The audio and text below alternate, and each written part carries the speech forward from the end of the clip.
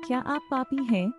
अगर आप किसी को इस तरह के सवाल पूछेंगे तो सामने वाला व्यक्ति तुरंत गुस्सा हो जाएगा या इस तरह जवाब देगा, अरे भाई आप कैसी बात कर रहे हैं? मैं और पाप? न न न न, मैं पापी नहीं हूँ।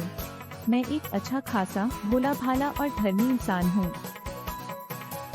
देखिए, पाप एक बुराई का जड़ है, इसलिए कोई भी व्यक्ति पापी या बुरे कहलाना पसंद नहीं करते हैं। इसके विपरीत यदि आप पापी को भी धर्मी कहेंगे तो वह खुश हो जाएगा।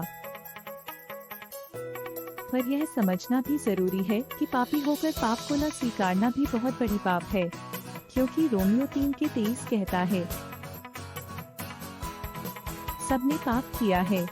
इसका मतलब इस संसार में एक भी ऐसा आदमी नहीं है जो अपने जीवन काल के दौरान पाप न किया हो। अर्थात इस संसार में हम सब के सब पापी हैं, इसलिए हमें पश्चाताप की आवश्यकता है। जैसे बीमारियों को डॉक्टर की आवश्यकता होती है, वैसे ही पापियों को पाप क्षमा अर्थात प्रभु यीशु की आवश्यकता है। क्योंकि लूका 5:32 में प्रभु यीशु इस प्रकार कहते हैं, मैं धर्मियों को नहीं परंतु पापियों को मन फिराने के लिए बुलाने आया हूँ। इसलिए जब से आपको होश आया है, जब से आपने जाने अनजाने में पाप किया है, अपने किए हुए सारे कुकर्मों को, बुरे चाल चलन, चाहे वह आँख से, शारीरिक अंग प्रत्यंग से, मन की सोच विचार से हो या गंदी बोलने और सुनने से हो, सभी पापों को स्मरण करें और आने वाले दंड से अंतिम दिन से पहले यीशु मसीह से समझौता कर लें।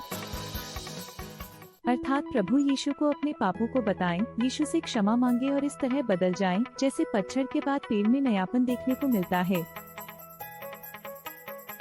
वैसे ही मनुष्य के अंदर भी पुराने स्वभाव को छोड़कर नयापन यानी बदलाव आना चाहिए।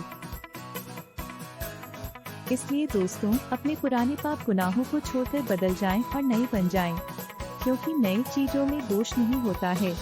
इसलिए पाप को छोड़ें, परमेश्वर को पकड़े और नया जीवन जिएं। धन्यवाद।